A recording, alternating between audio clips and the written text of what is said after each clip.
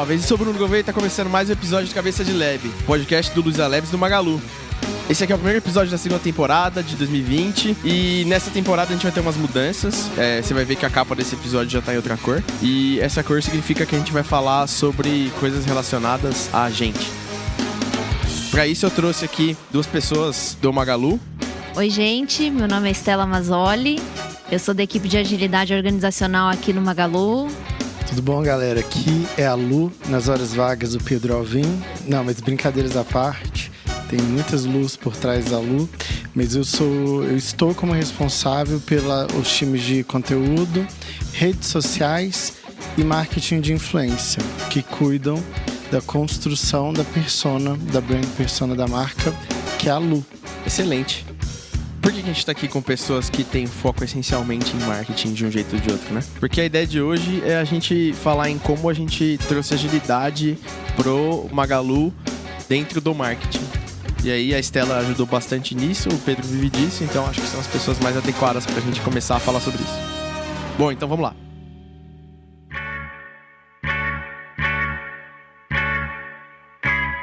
Por que faz sentido a gente falar sobre agilidade fora dessas áreas que não são de desenvolvimento, né? Porque, naturalmente, desenvolvimento tende a trabalhar com agilidade mais do que outras áreas, né? Mas não é único exclusivamente algo a ser aplicado em desenvolvimento. Exato. Quando a gente fala de agilidade no negócio, na verdade, ela foi criada para gerar valor para o negócio, propriamente dito. Então, assim, depois do Manifesto Ágil, até criou-se 4 princípios de agilidade, que é o que a gente chama de Modern Agile. São princípios muito mais fluidos, independente de certificações, metodologias e etc.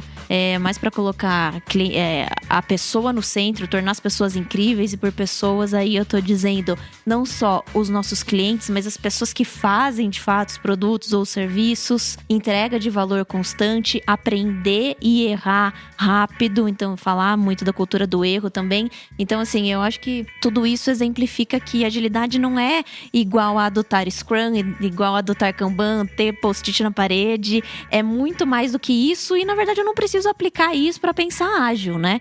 Existem uma série de metodologias, de frameworks como Scrum ou abordagens como Kanban que vão permitir com que eu tenha toda essa flexibilidade que a agilidade prega também, mas não significa que eu tenho que trabalhar com isso para ser ágil. É até legal dizer que muito antes da gente falar sobre agilidade, o próprio Magalu ele já se mostrava como uma empresa ágil. Se a gente pega aí na linha do tempo algumas coisas que foram feitas, o Magalu é uma empresa que tem no DNA colocar sempre o cliente na veia, sempre se readapta e se flexibiliza de acordo com as mudanças do mercado. Então, assim, é um modo de pensar mesmo, que a gente tenta aí influenciar e alavancar cada vez mais com o nosso trabalho. Sim. Eu acho que a primeira mudança que as pessoas que começam a trabalhar com ágil veem é que quem não trabalha com ágil normalmente está muito focado em processo e em entregar algo que foi planejado sem pensar nas pessoas, né? E o ágil traz isso para você primeiro pensa em como impactar, como que as pessoas vão trabalhar, e as pessoas que vão ser impactadas vão estar interagindo com tudo isso. Então acho que esse é o primeiro impacto que eu tive e eu acredito que as pessoas têm. O que você tem com isso, Pedro?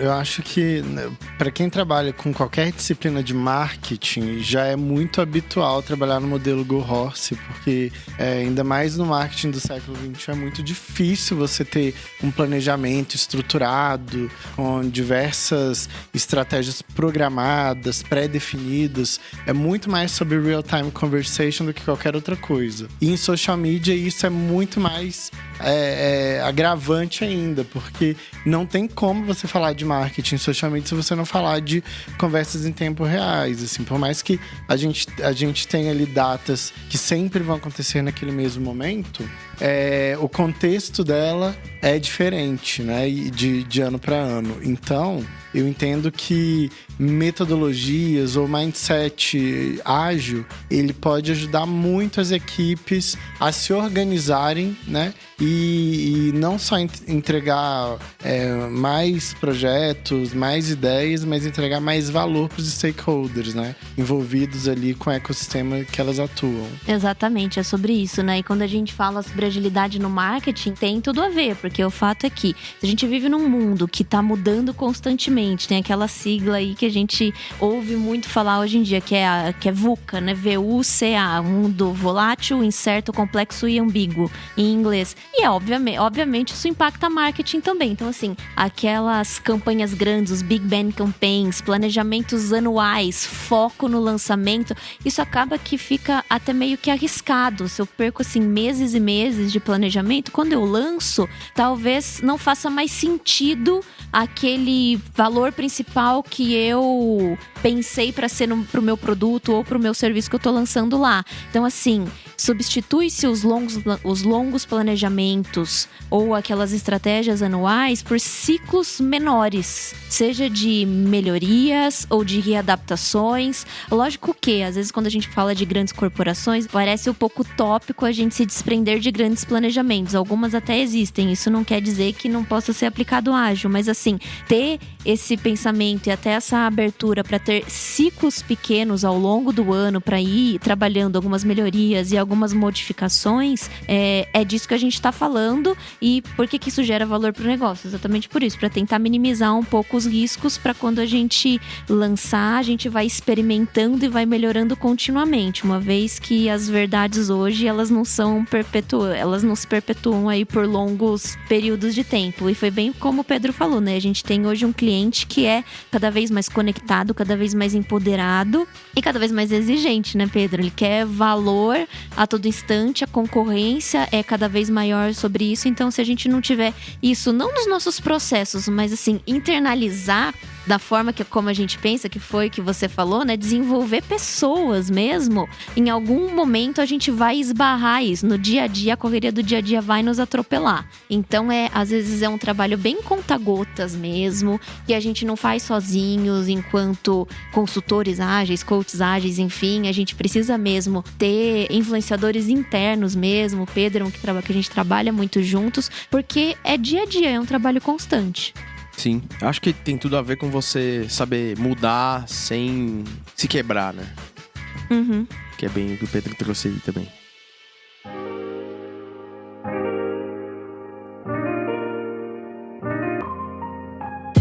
A gente tende a mudar aqui no Magalu as coisas por necessidade. Tem empresas que mudam por hype, mas a gente tende a não fazer isso aqui. A gente tende a falar, nossa, tá doendo, preciso mudar. E a gente muda. Qual que era o cenário que a gente tava e o que motivou essa mudança pra gente? Ou essa levantada de mão e falar, pelo amor de Deus. Socorro, precisamos de um coach de agilidade. Isso aí. No marketing, a gente tinha um diagnóstico bem complexo, né, Estela? A gente tem um departamento muito grande, com muitas disciplinas diferentes de marketing. Todas trabalhavam com certa sinergia, mas as pessoas tinham pouca visibilidade, às vezes, dentro do próprio time, de entender o que o próprio time fazia. A gente não conseguia, talvez, proporcionar um ambiente colaborativo. As demandas não eram tão claras, as lideranças talvez não tivessem uma visão tão holística, né, dos projetos que estavam em andamento. Não existia previsibilidade, existia datas fixas e vamos correr atrás delas. E expedites. E expedites atrás de expedites, né? Demandas urgentes que naturalmente acontecem por conta desse novo marketing, né? Então, apesar dessa sinergia, dessa união, a forma de trabalho, pelo menos no time de redes sociais e conteúdo, ela trazia alguns gaps até de team building, né? Foi quando a gente teve a oportunidade de ter a consultoria do time de agilidade, da Estela, e conseguiu mapear, né, junto com o time. Não foi um diagnóstico dela só com a liderança. Eu queria até reforçar o quão importante é envolver a equipe numa adoção de um novo método, mindset, né? Então, ela fez um trabalho one-to-one com a equipe de redes sociais e conteúdo. A gente tem uma equipe interna de community managers do Magazine Luiza e de marketing de influência e de projetos especiais. E essas equipes, a gente usa a agência mais como um apoio, mas quem traça e cria estratégia de redes sociais é uma equipe interna. E essa equipe, ela estava dividida em duas. Uma que criava os conteúdos da Lu, alimentava as redes sociais, fazia a gestão dos canais, e outra que é meio que empresária da Lu, uma equipe que comercializava projetos da Lu, contratava criadores de conteúdo, influenciadores. Então esses dois times, eles não tinham visibilidade um do que o outro estava fazendo. E isso gerava muitas falhas de processo de equipe. Foi aí que a gente levantou a mão e falou, por favor, ajude a gente. Eu acho que é legal a Estela contar um pouquinho do cenário quando ela chegou lá também. É bem legal você falar isso, Pedro, porque assim, o que a gente fala aqui, assim, sempre comece pelo porquê, ou sempre comece pela dor, pelo objetivo. Não sai fazendo porque alguém falou que é legal, porque você leu. Exatamente. Até porque, assim, tem casos, tem áreas até que nem é aplicável a agilidade, sabe? Tem coisas que não são tão incertas assim. Tem alguns tipos de trabalho que é aquilo, vai ser todo mês aquilo, e às vezes não vale a pena fazer uma transformação ágil, né? Mas, enfim, não era o caso de redes sociais, não é o caso da maioria das áreas que a gente tem hoje. Mas a gente começou com um motivo muito específico. Então tinha esse gap de comunicação e que acabava gerando, às vezes, até retrabalho numa área que, assim, sobra trabalho. Então, assim, não dá para absorver. Acho que nenhuma área hoje em dia absorve tudo isso. E essa abordagem de ter uma dinâmica para o time mesmo, fazer emergir a partir do time o que eles precisariam trabalhar, foi uma estratégia, mas assim, para engajar justamente o time. Porque é difícil às vezes alguém de fora, até no papel de mesmo num papel de um consultor interno, ir lá durante um tempo, observar, conversar um pouco e sair com um diagnóstico. Nem sempre é assim, ou às vezes pode ser um diagnóstico, mas que não dure por muito tempo. Então é legal fazer emergir do time. Nem sempre a gente tem tempo, enfim, tem casos e casos, mas nesse caso foi assim, e a gente vê um resultado muito bacana, porque como o time mesmo fez, mesmo depois do trabalho ter, pelo menos do meu trabalho, do tempo do trabalho ter sido finalizado, o próprio time, né, Pedro, eles continuam melhorando, fazendo algumas readaptações, justamente porque surgiu deles. E não é incomum, quando a gente trabalha com agilidade, a gente perceber algumas resistências. Poxa, afinal, por mais que esteja doendo, você está propondo, às vezes, um jeito diferente de eu trabalhar, não é bem assim. E às vezes também não é uma questão de propor um jeito diferente de trabalhar. A gente tem que ter humildade. As pessoas estão lá, são os especialistas, seja marketing, vendas, enfim. Eles estão lá por um motivo. Então, é meio que unir os conhecimentos que eles têm, o conhecimento que um consultor de agilidade tem, e ver, como que a gente pode trabalhar juntos aqui da melhor maneira possível, né? Eu tenho algumas ferramentas. Na verdade, a gente fala que às vezes, assim, o consultor de agilidade tem um cinturão de ferramentas, que são as guias, os frames, formas de pensar, alguns skills de coach mesmo, porque sim, é tudo sobre pessoas, e a gente vê os melhores, os mais aplicáveis. Sim, e é processo de mudança, né? Processo de mudança, você vai ter resistência de galera que não quer mudar, não quer, tá muito apegado ao que tá fazendo, não quer se adaptar a um processo novo, não quer abrir mão de algo que fazia e delegar para novas pessoas. Mas sem dúvida, eu acho que a resistência ela é natural em qualquer mudança, mas eu acho que um papel do Agile Coach nesse processo é justamente mostrar o valor dessa mudança, que foi isso que para nós, e eu me incluo parte do time, foi importante, porque a gente tinha consciência de que a gente precisava de ajuda, que existia uma forma de melhorar o contexto que a gente tinha.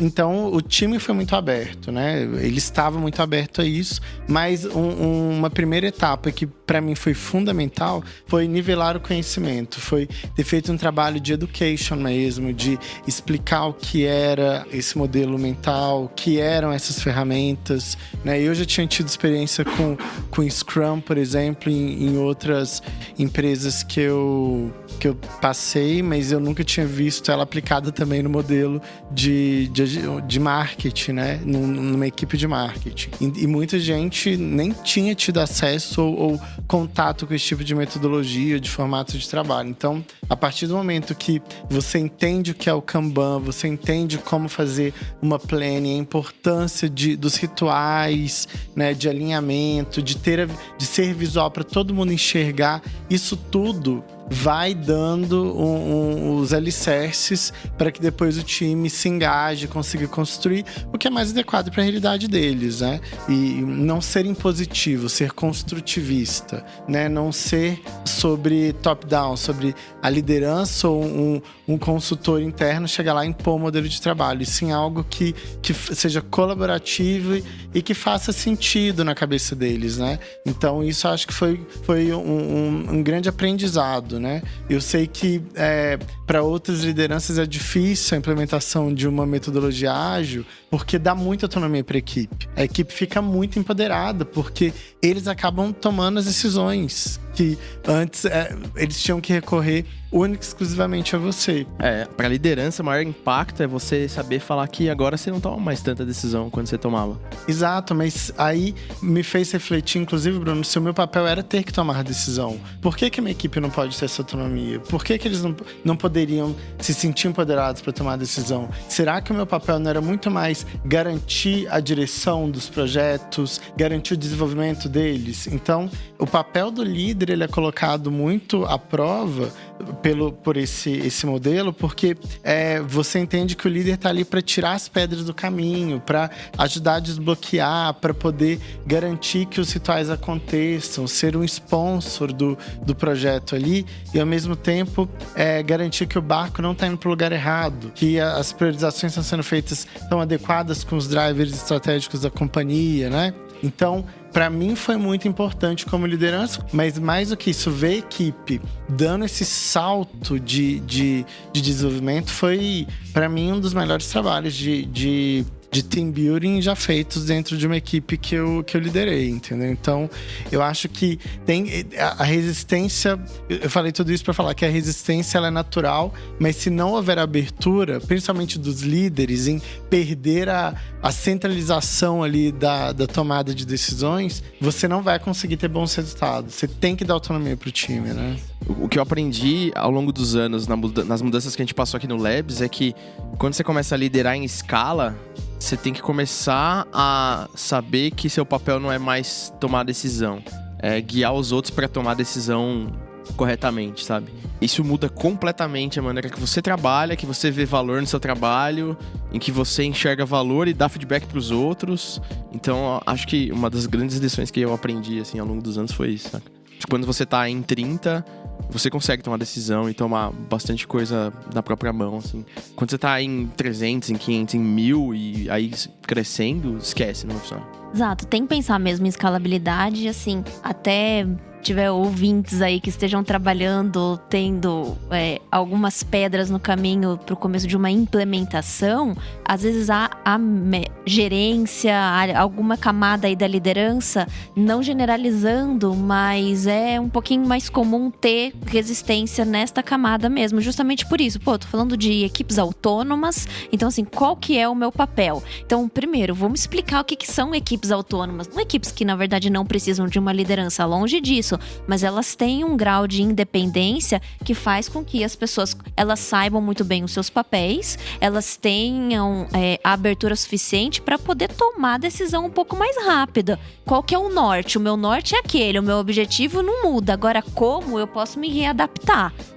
E qual que é a mágica, assim? Às vezes a gente fala muito, agilidade ou Scrum, fazer o dobro do trabalho metade do tempo, assim. Não é um passe de mágica. Essa questão de dar independência para o time, para fazer com que existam menos entraves no processo de decisão diário, é claro que vai impactar num time to market um pouco mais rápido. Não é só isso, mas é também. Então, de novo, a gente cai na questão de pessoas. Então, assim, até formatando... Esse é mais um caso, acho que muito feliz, assim, do exemplo que a gente tem com redes sociais, que foi isso. Tem que ser muito trabalhado e muito bem explicado. Para a liderança também, o que são, de fato, os times autônomos. Existe, sim, uma importância do papel do líder, porque, poxa, se às vezes não é muito bem explicado, tô falando do trabalho da pessoa, é importantíssimo. É claro que eu vou ter algum tipo de resistência, não porque a pessoa é resistente, mas porque, é um novo que eu não sei bem pra onde tá indo. Então, assim, explicar é de fato um trabalho consultivo, né?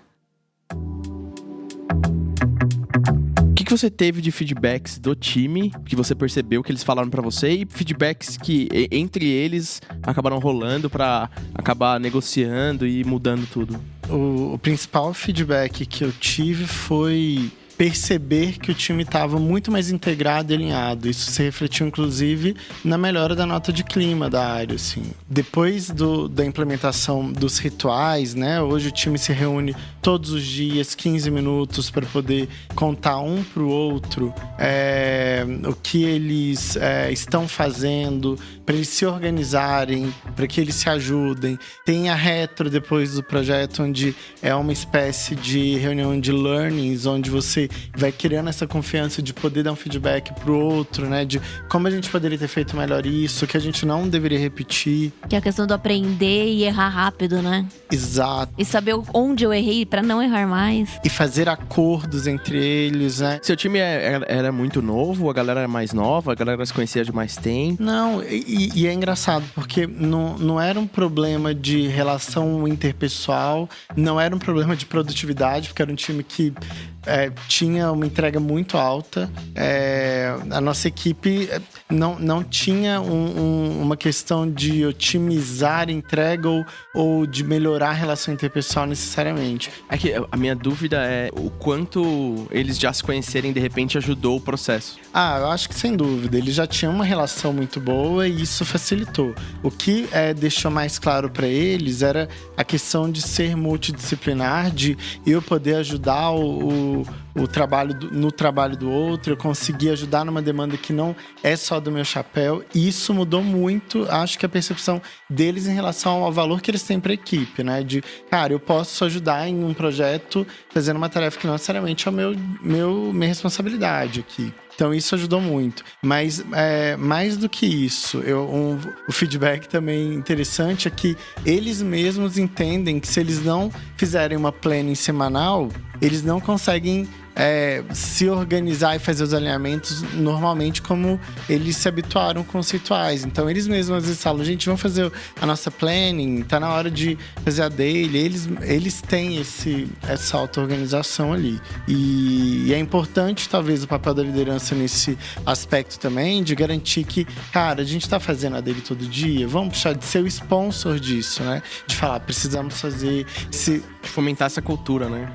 De fomentar a cultura, exato. Porque às vezes o volume de demandas faz você mergulhar novamente num processo ali de entrega e esquecer de tirar a cabeça da água para olhar para o que está acontecendo. Então a liderança tem que ir resgatando se ela vê que o engajamento está caindo, né? Então é importante puxar isso de novo. Mas, por exemplo, os rituais não são da liderança, né? A daily não sou eu que faço, não sou eu que puxo. Se eu não estiver ali, a daily acontece independente da minha presença. Eu participo muitas vezes como convidado ou para fazer algum alinhamento, mas é uma reunião deles, assim. Eles é que conduzem, eles é que fazem a daily acontecer, né? Não é, a liderança não tem que estar ali necessariamente presente para uma daily acontecer. E tem um outro ponto também, nem sempre a gente consegue blindar a quantidade de coisas que vão surgir, quantidade de demandas que vão ser pedidas e objetivos a serem atendidos das equipes. Nem sempre a gente consegue limitar tudo isso.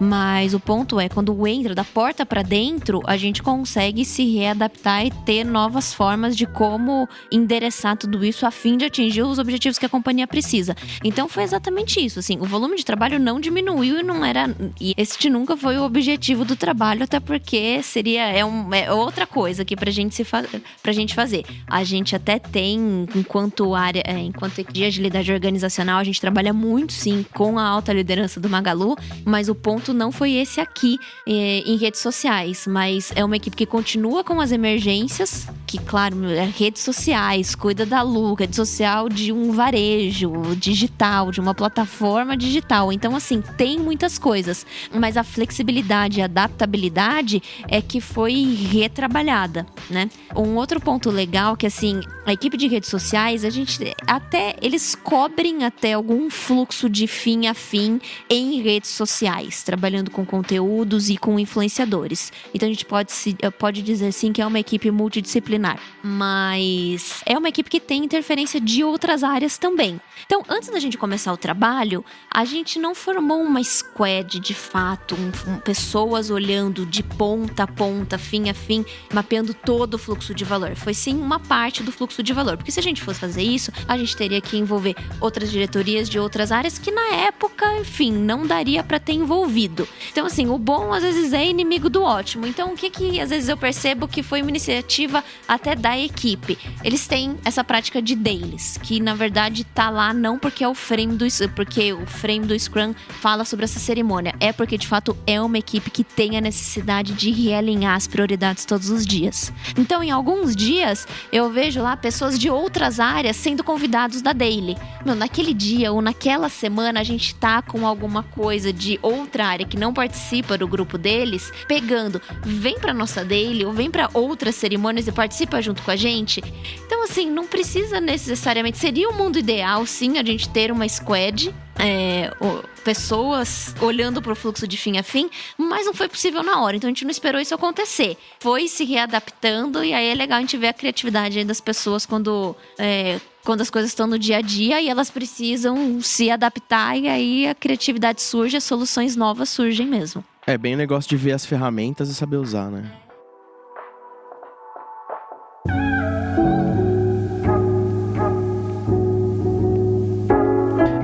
Eu queria tocar numa polêmica aqui, que o Pedro falou bastante do negócio de ser multidisciplinar.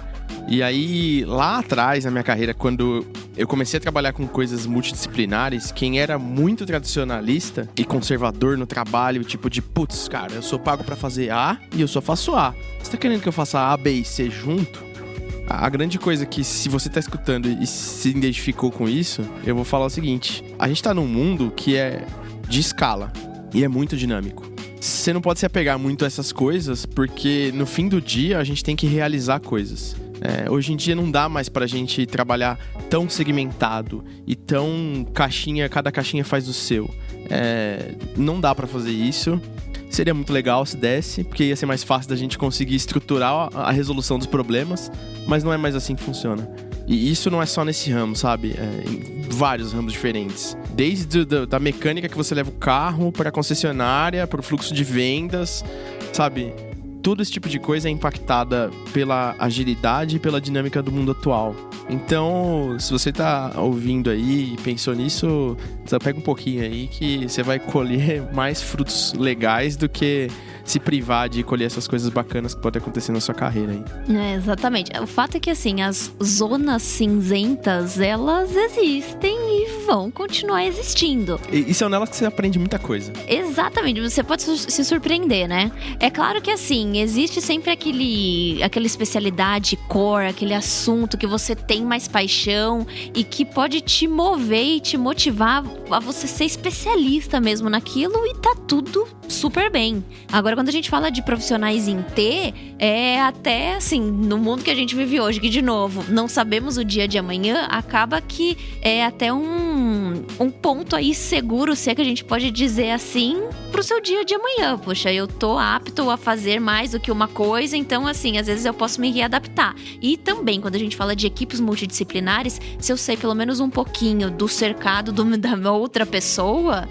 eu consigo dialogar de forma mais fácil com ela, eu consigo entender um pouco mais das dores que ela tá sentindo e colaborar com ela, que no fim do dia é sobre isso também, né? Essa versatilidade dos profissionais, eu acho que é uma habilidade que vai ser exigida certamente, independente da área, da disciplina, né?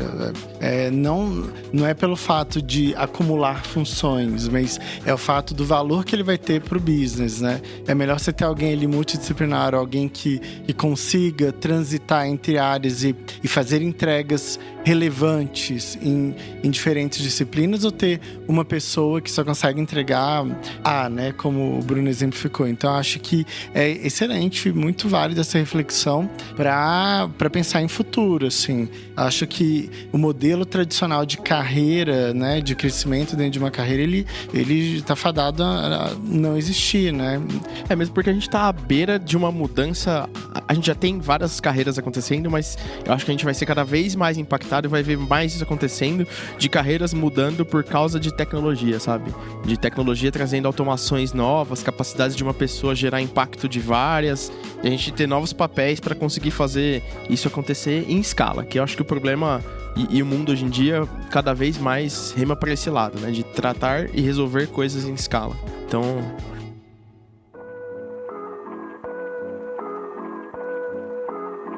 Teve um outro ponto aqui que a Estela falou, relacionado a bom versus ótimo. E isso é um negócio muito complexo, né? Não sei quanto vocês demoraram pra aprender. Eu ainda peno, às vezes, em algumas coisas desse tipo. E aí, a régua que eu uso pra resolver do bom versus ótimo é o tempo. Porque normalmente é isso que vai falar pra você, tipo, cara, tá bom o suficiente pra você lançar e vai que vai. Como que vocês aprenderam isso aqui, do bom versus ótimo? Que a gente consegue dar de dica pra quem tá escutando. Porque é bem complexo. Nossa, na verdade, eu acho que o bom e ótimo tem muitas variáveis aí que interferem, né, pro resultado e qualidade de uma entrega. Mas... E depende do projeto também, assim. Tem projetos que uma entrega boa atende a expectativa do cliente, dos stakeholders. E tem projeto que a entrega precisa ser excepcional para atender a expectativa, né? Isso é muito relativo, né? E quando a gente fala principalmente de marketing ali, tem entregas que elas têm menos valor para o negócio, para os stakeholders, do que outras. Então, acho que tem que ter um senso crítico também desenvolvido na equipe para poder entender que, cara, isso aqui faz sentido eu despender menos tempo e fazer uma entrega que vai ser percebido como valor e focar mais tempo nessa outra entrega, que tem um outro peso, que é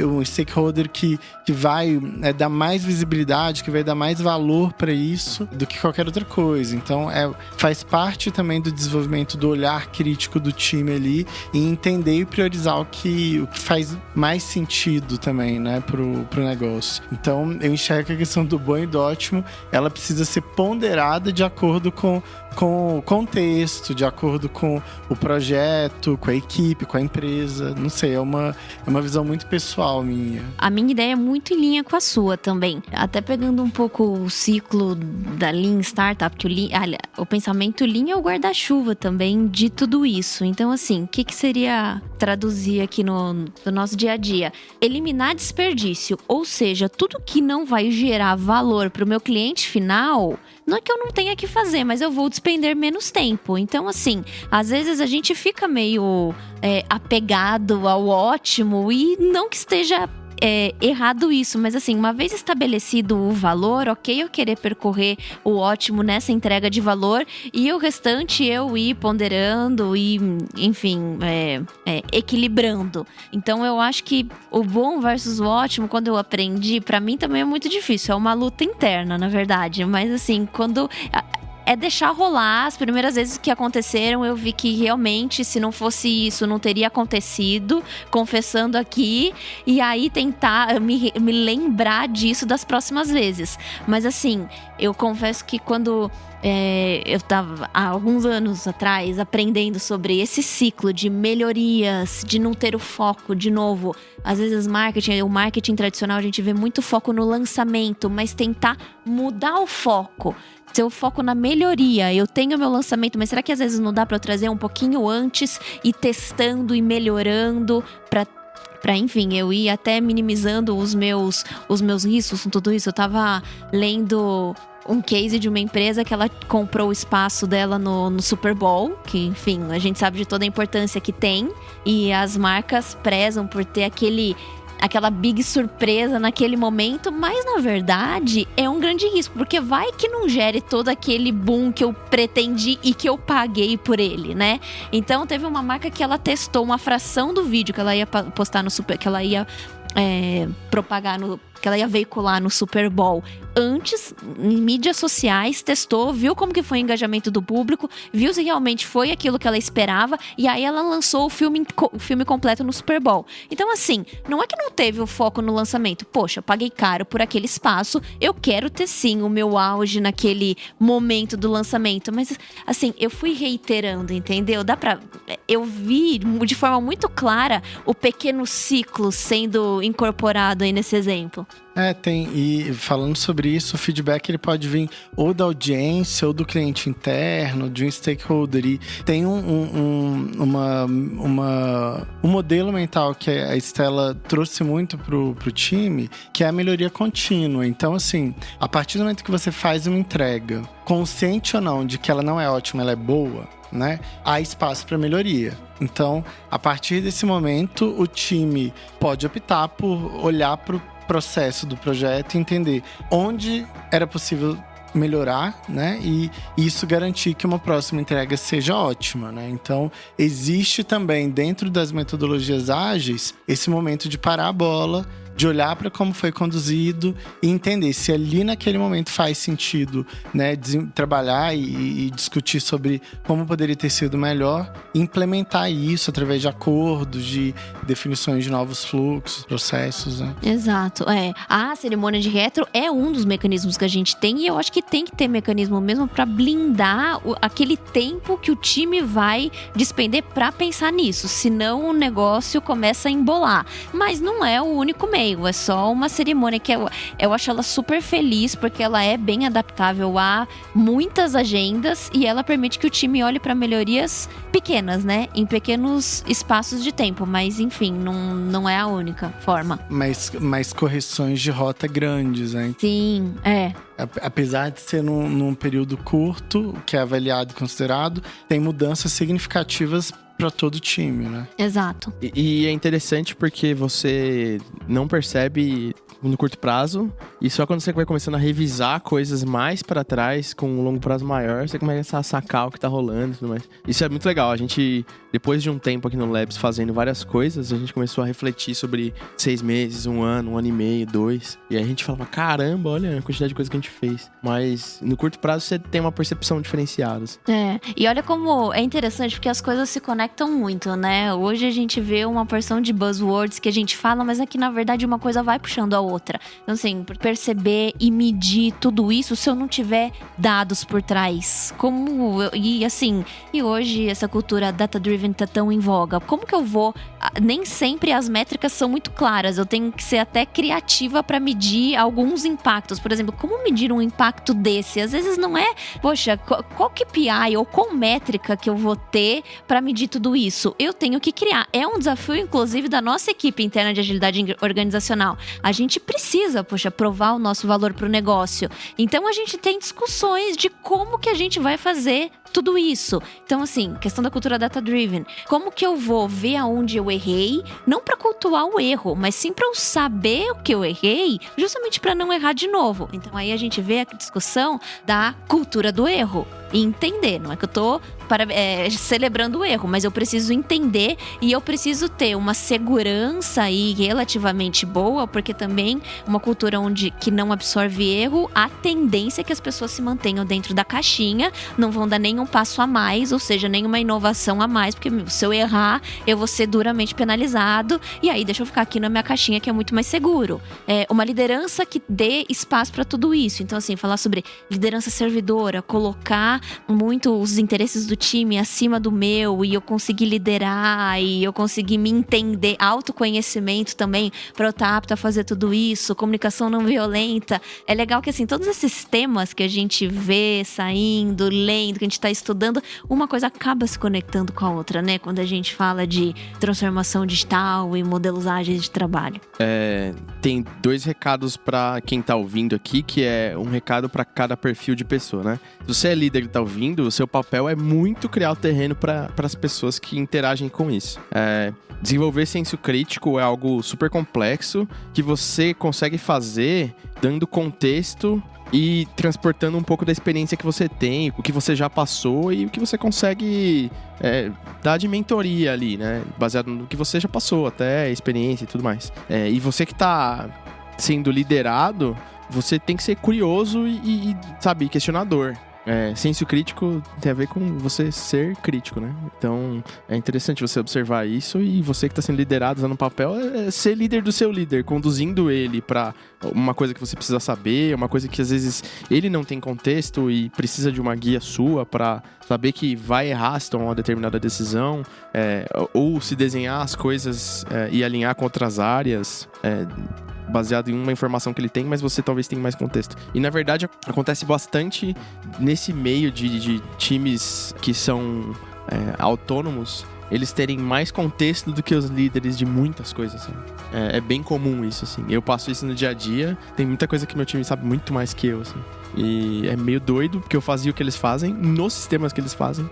E hoje em dia eu falo, putz, mas isso não é assim? Ele falou, não, isso aí mudou faz 6 meses. Eu falei, nossa, beleza, então.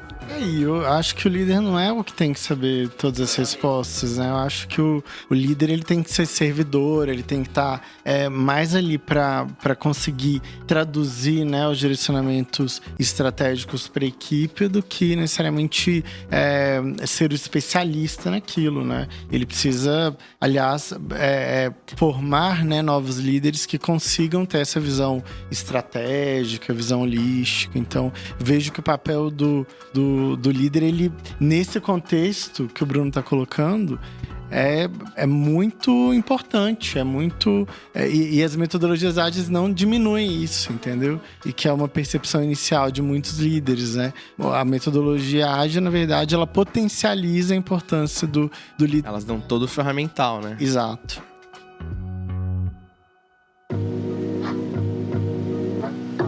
Talvez quem tá escutando deve achar um pouco estranho, a gente tá falando de agilidade e marketing. E aqui no Magalu a gente tem uma mentalidade um pouco diferente em como a agilidade atua, né? E então acho que a Estela pode responder essa pra gente aí. Como que a agilidade atua aqui? A gente tem o foco em agilidade organizacional. Então hoje a gente se intitula como uma consultoria interna de agilidade organizacional. Então nós temos 3 principais serviços, vamos dizer assim. Então a gente tem treinamento, um leque, a gente tem vários temas de treinamentos. Nós, enquanto consultores ágeis, nós fazemos os treinamentos. Alguns a gente já tinha desde o começo da nossa atuação, outros foram criados, muitos foram criados ao longo desse ano, a partir de necessidades que a gente ia vendo no Magalu. Então às vezes a empresa tá talvez deficiente em certo tema, vamos criar, e é um tema que é comum, teria uma demanda bem grande, então vamos criar um treinamento ou um workshop para isso, justamente para pensar, esse é um tipo de serviço que a gente tem para pensar em escalabilidade, porque a gente consegue treinar uma grande quantidade de pessoas por vez. Então a gente tem um calendário de treinamento, a gente tem um site interno onde a gente divulga as datas dos treinamentos, são mais do que 3 treinamentos por mês, é para todo mundo, para labs, área de negócio, a gente atua em CD, São Paulo e Franca, então assim, o público é o Magalu inteiro mesmo. A gente tem o que a gente chama de imersões, que é para um objetivo, quando a gente tem um trabalho que vai requerer um pouco mais de tempo, então, ou a gente atua geralmente em duplas ou em trios de consultores ágeis, porque a gente tem uma equipe bem diversificada, cada um tem um background, uma expertise, então é legal a gente trabalhar juntos. Então a gente vai, fica um tempo com aquela squad, com aquela tribo, com aquela área, enfim, é um trabalho mais imersivo.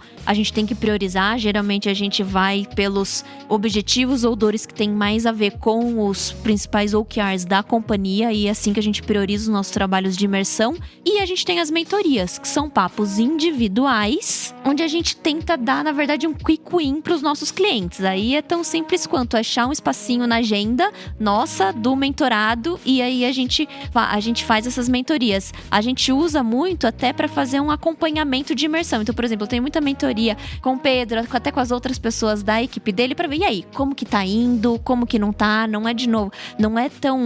exige tanto tempo quanto como uma imersão, mas é um jeito que a gente achou aí de continuar dando um apoio para as pessoas. E você pode demandar isso também de acordo com a necessidade da área ou que você tem ali de um projeto, né? Por exemplo, quando a gente teve outro tipo de necessidades que não estavam talvez tão atrelados à implementação da metodologia, mas a melhoria de outras atividades, a gente também solicitou citou uma consultoria. Então, você pode ir demandando da área de agilidade também esse tipo de consultoria avulso.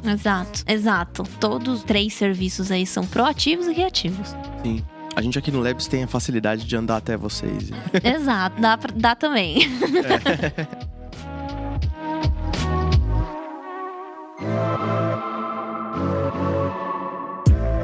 Eu tenho uma dúvida que eu fiquei, que eu não sei se cabe, que era que tipo de métrica que a gente tem pra saber, por exemplo, o que melhorou o processo, ou que eu preciso de ajuda.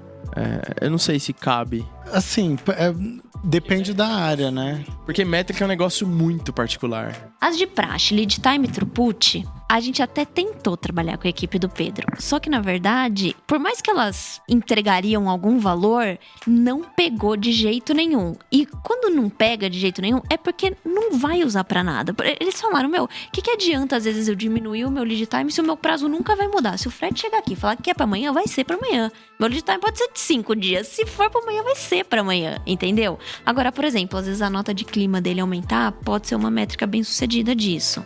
Ou então, eu acho que só o fato da gente ter agora uma visibilidade de quantos projetos a gente consegue priorizar, ou a quantidade de vazão que a gente consegue dar em atividades. Consegue fazer um capacity planning bem mais adequado, né?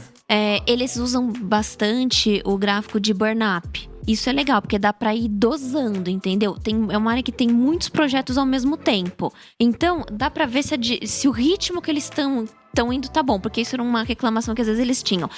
Às vezes a gente até esquece de fazer algumas coisas, no dia antes é todo mundo aqui até a noite, tarde, pra dar conta de fazer tudo. Com o planning e acompanhando o ritmo com o burn-up, o negócio fica um pouco mais equilibrado. Por exemplo, eles já me falaram, depois que a gente começou a adotar isso, o que a gente observou, ninguém mais sai 2 horas da manhã. A gente continua entregando tudo, mas as pessoas saem na hora. Você consegue negociar bem melhor, né? Tem mais previsibilidade, né? E você consegue negociar. Quando tem margem de negociação, você negocia. Tem algumas coisas que são tangíveis, né, Bruno? Métricas tangíveis, mas outras que são intangíveis.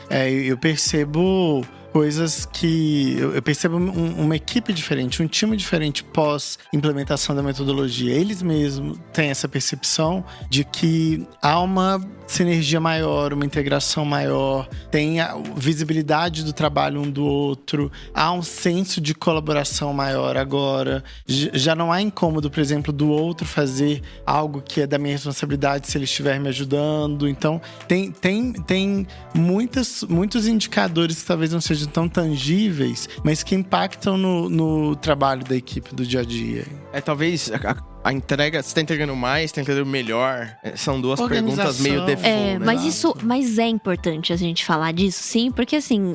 a gente precisa comprovar a nossa existência de alguma forma. Então, é um desafio que eu acho que está em pauta de quase todas as equipes de agilidade. Não dá pra gente ficar fazendo testes e implementando coisas e propondo novas formas de pensar se a gente não tá trazendo mais valor pro negócio e mais valor até pra vida das pessoas. Mas a gente tem que ser criativo, sim, com algumas métricas. Então, por exemplo, redes sociais, eles trabalham com vários projetos simultâneos. Que, quando a gente fala projeto, às vezes um lançamento de segunda-feira para alguma coisa que surgiu segunda, alguma coisa que tem que acontecer nas redes sociais sexta, ou até pegar a onda do real time para a Lu poder conseguir conversar também, é o que a gente intitula aí de projetos. Então são muitos simultaneamente. Então só o fato deles terem uma meta de produtividade, eles conhecerem, poxa, a gente dá conta de quantos por semana, ou hoje a gente tá fazendo quantos, eles usam gestão visual, já causa uma diminuição de ansiedade sobre, poxa, o que eu preciso fazer hoje daquele projeto. Já houveram casos onde stakeholders foram pro quadro, as pessoas mostraram, olha, a gente tá falando de tudo isso que você tá me pedindo, tem como negociar aí pra semana que vem? Às vezes tem, às vezes não tem, mas acaba sendo uma argumentação, um motivo de argumento. Saber em quanto tempo você faz as coisas também pode ser melhor pra sua negociação. Quando você quer contratar a gente. Você consegue ver aonde tá o seu gargalo. Por isso que é legal você ficar sempre olhando olhando pro seu quadro e melhorando, às vezes se eu quero saber onde tá o meu gargalo, eu posso de repente colocar uma coluna mais onde eu acho que tá o meu gargalo e ver se de fato as coisas acabam parando lá. Ou às vezes desmistificar algumas coisas. Lembra quando a gente adapte os processos aos seus problemas, não o contrário. Né? Exato, as pessoas vêm antes disso, né? E as interações também. Eu lembro que vocês deixaram um espacinho, como que era, pra entraves externos, aprovações externas, alguma coisa do tipo, e não ia muita coisa pra lá. Então, na verdade, aquilo lá não era o gargalo. Mas é legal que vocês provaram por exemplo, aquilo. A gente tem um espaço lá que chama Blocker, que é assim, não tô conseguindo evoluir com a demanda, eu coloco ela no Blocker. Então, se existe esse Blocker e na daily, no final da daily a gente fala qual é o seu Blocker e cada um coloca, se existem blockers, você que é a liderança, ele tem visão de que você tem que atuar, orientar o time a encontrar o caminho, né? Então, o Kanban, né, o quadro, ele é adaptável de acordo também com a necessidade do time e eles que construíram daquele formato, né, Estela? Exatamente.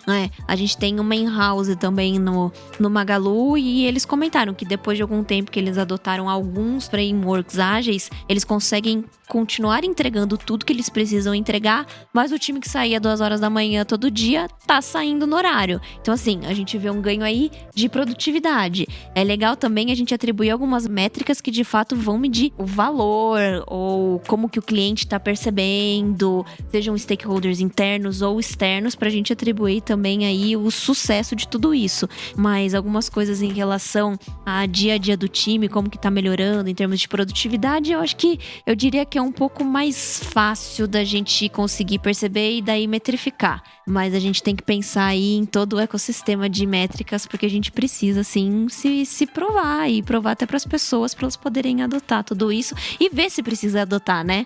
Nem sempre precisa, não é empurrar a solução, é se apaixonar pelo problema e não pela solução. É o que vai funcionar, exato, é o que vai funcionar para elas, né? Animal. Bom, a gente tá no Twitter e no Instagram como @cabeça-de-lab. Eu tô também com o BF Gouveia. Pedro Alvim, em todas as redes. Stella Mazzoli em todas as redes também. Excelente. E você ainda vai vir aqui falar da Lu, hein? Pois é, ainda vou voltar aqui pra contar um pouquinho da Lu. Isso aí, tem que falar com a voz da Lu. Obrigada, gente. Foi um prazer. Muito bom. E, bom, é isso aí. Valeu. Obrigado. Valeu.